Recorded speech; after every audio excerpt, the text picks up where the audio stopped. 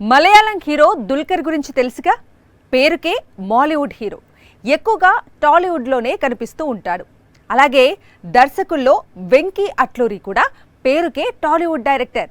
Movies అన్నీ తమిళ హీరోలతోనే చేస్తూ ఉంటాడు.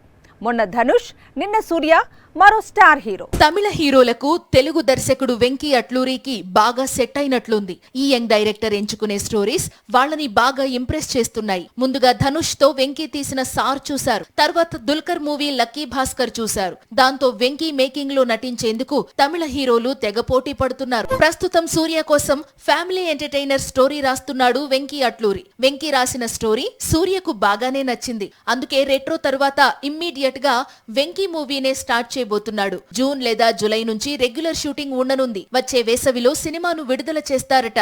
సూర్యతో సినిమా తరువాత వెంకీ అట్లూరి మరోసారి తమిళ హీరోతోనే సినిమా చేసే అవకాశాలు ఎక్కువగా ఉన్నాయట. Good bad ugly hero Ajith తో వెంకీ కొత్త సినిమా చేయబోతున్నాడట. అందుకు సంబంధించిన కథా చర్చలు జరుగుతున్నాయట.